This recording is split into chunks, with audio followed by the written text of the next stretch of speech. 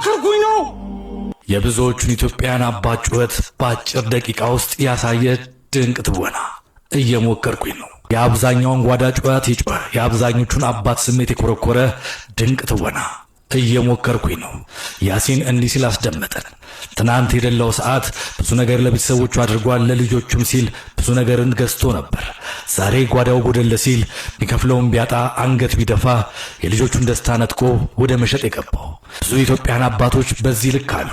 ሲያገኙ ለቤተሰቦቻቸው እልፍ ያደረጉ፣ ሲያጡ ቤተሰባቸውን ለማቆየት ብቻ ቃናቸውን እስኪቀሩ ድረስ ሁሉም ነገር ሽጠው ብስያቸውን ለማስቀጠል የሚራወጡ የሚተጉ አባቶች። ይህ ያልተነገረለት ነገር ግን መግለጫ ቋንቋም የጠፋው የኢትዮጵያን አባቶች ሕይወትን በገሃዷ ዓለም ነጸብራቅ የሆነውን በአጭር ትወና ያሲን አስመልክቶናል። ብዙዎቹ እየታገሉ ነው ያሉት። ብዙዎቹ እየተፍጨረጨሩ ነው ያሉት።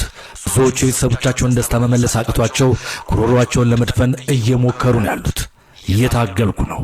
ዛሬ የሚታገሉ፣ ትናንት የታገሉ፣ ወደፊት የሚታገሉ ድንቅ አባቶች አሉ። ማንም ያልጮህላቸው፣ ችግራቸው ያልታየላቸው፣ ነገር ግን እየታገሉ ያሉ። ያሲን እጅግ በጣም ድንቅ ስራን የሰራው። እናመሰግናለን። ይህ የሚኖር ሕይወት ነው። ሰላም።